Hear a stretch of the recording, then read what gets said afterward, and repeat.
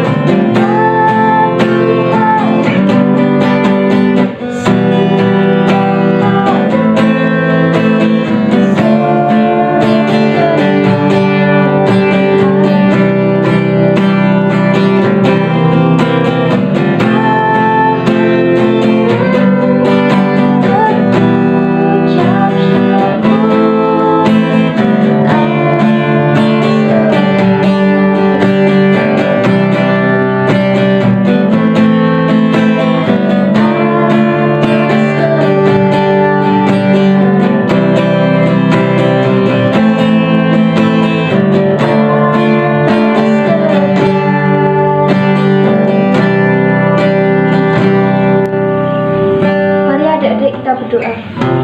Tuhan Allah Bapa kami yang bertahta di kerajaan surga yang mulia, terima kasih Engkau telah memberkati kami sepanjang hari ini. Kita dapat bersama-sama memuji dan memuliakan nama-Mu. Kiranya sebentar kami akan mulai ibadah sekolah minggu Engkau yang berkati dari awal, pertengahan hingga akhirnya. Di dalam nama Tuhan Yesus kami berdoa dan mengucap syukur. Haleluya, amin. Kiranya adik-adik kita bersama-sama memuji Tuhan dengan pujian dari Terbit Matahari.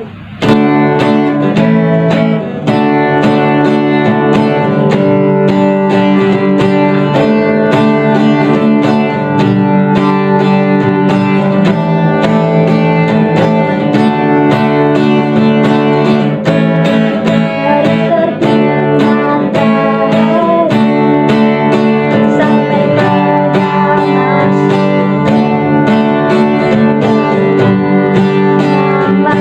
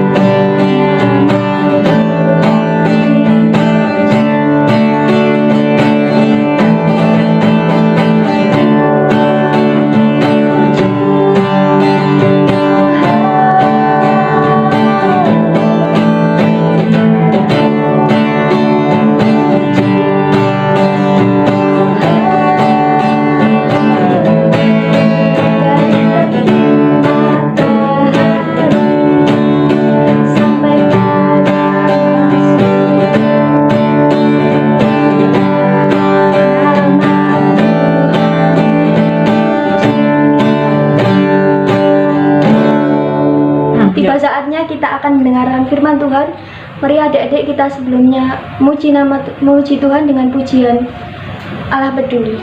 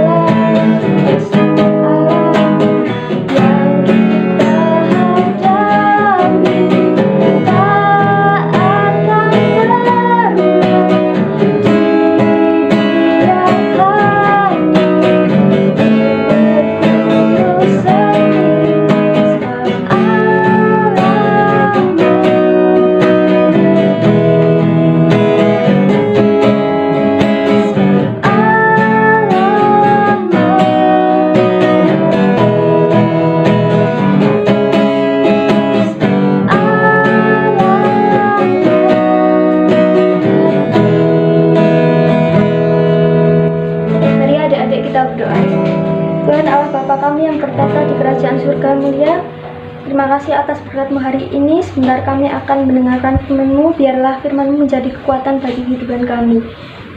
Di dalam nama Tuhan Yesus kami berdoa dan mengucap syukur, haleluya, amin.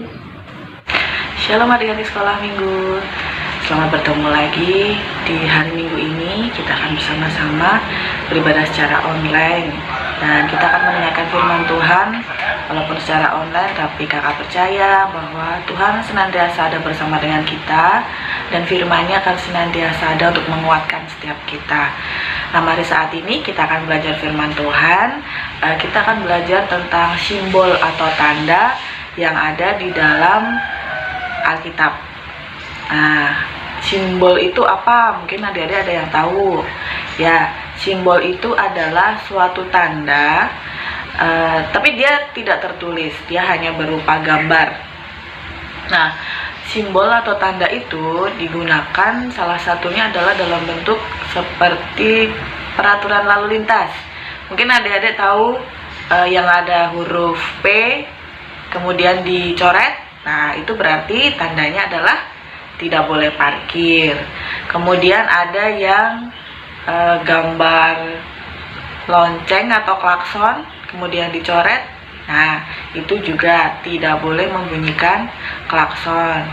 Nah, atau kalau adik-adik lihat di jalan waktu berkendara, ada di jalan itu digambar, bukan digambar ya, ada garis putih, hitam putih. Ya, yang biasa kita sebut zebra cross, itu artinya adalah tempat penyeberangan untuk jalan kaki.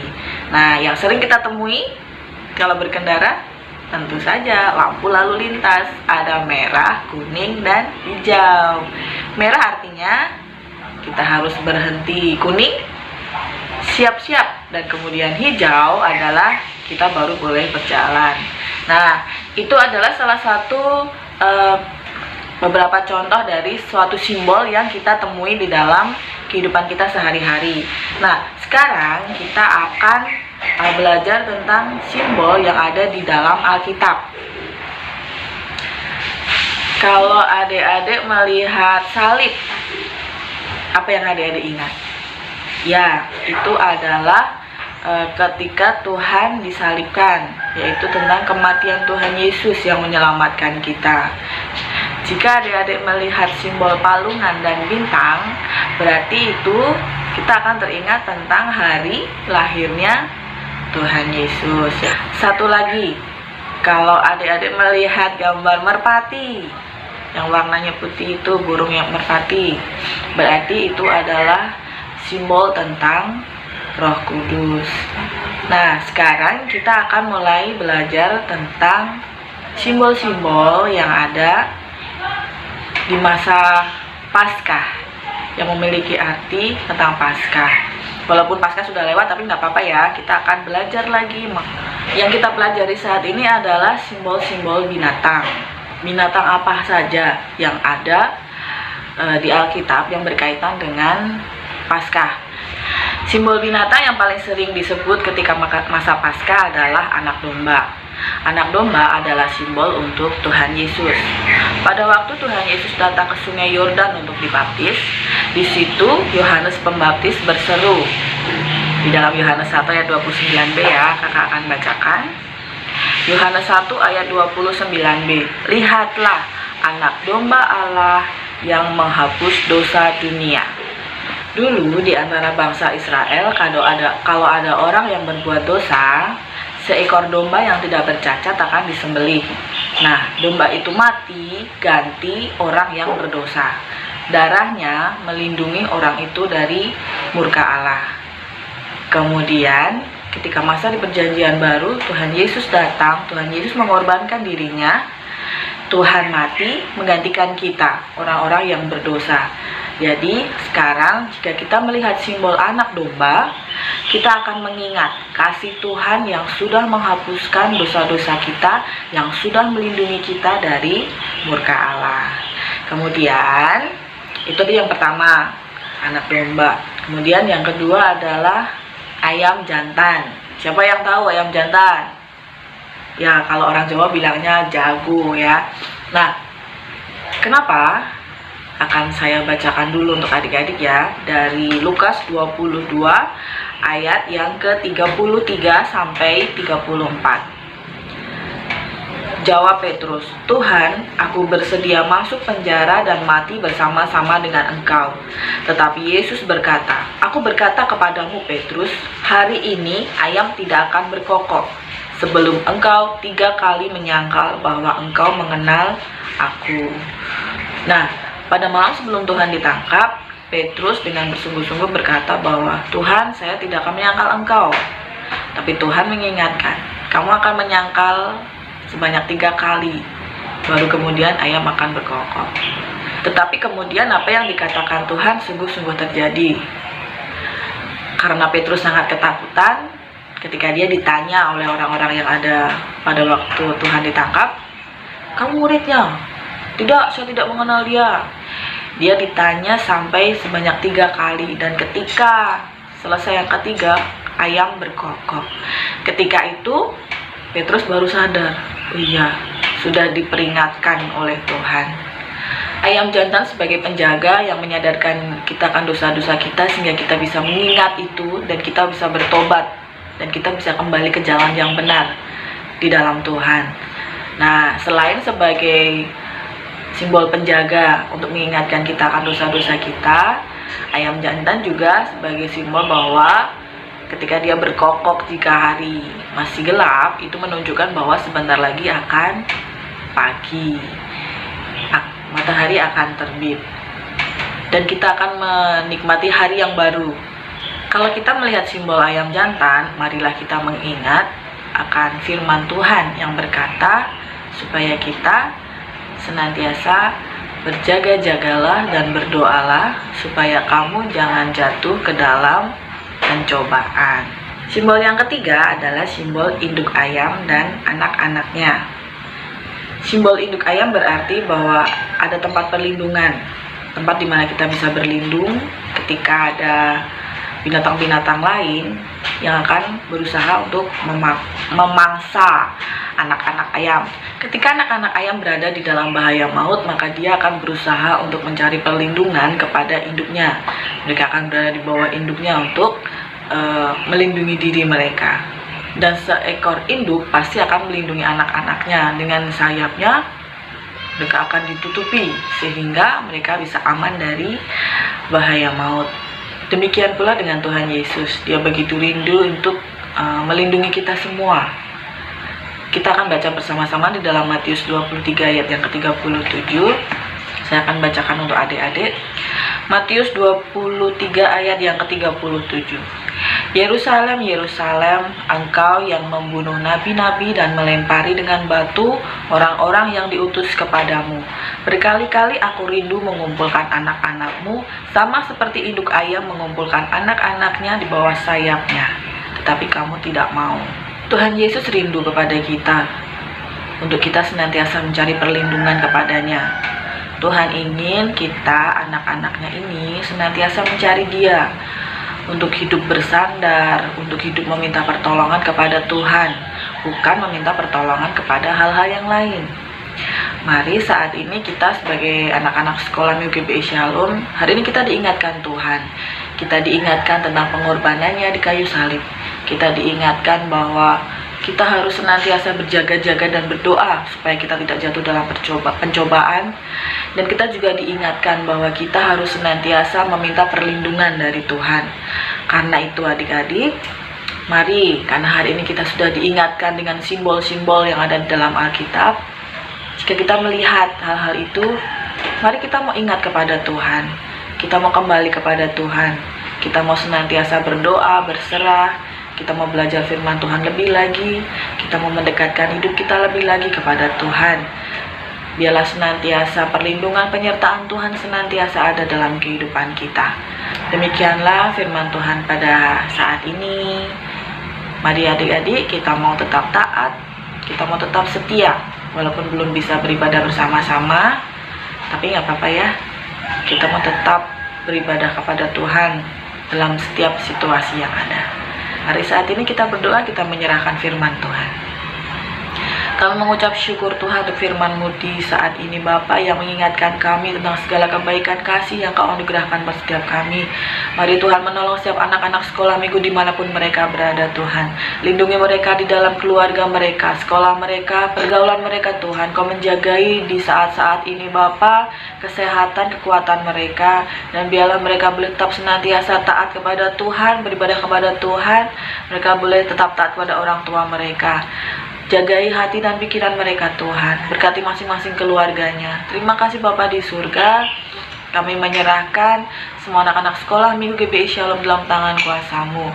Terima kasih Bapa. Ampunilah setiap dosa dan kesalahan kami. Dalam nama Yesus, haleluya. Amin. Satu lagi. Hari ini kakak akan memberikan tugas kepada adik-adik. Silahkan adik-adik menghafalkan ayat. Satu ayat aja dari Alkitab. Bebas ya, adik-adik bisa menghafalkannya, kemudian di video dan dikirimkan ke nomor di bawah ini. Silakan adik-adik menghafalkan ayat hafalan dalam Alkitab. Boleh memilih bebas, yang adik-adik sukai juga nggak apa-apa. Kemudian di video dan kemudian dikirimkan ke nomor di bawah ini. Kalau sudah, akan ada bingkisan buat kalian.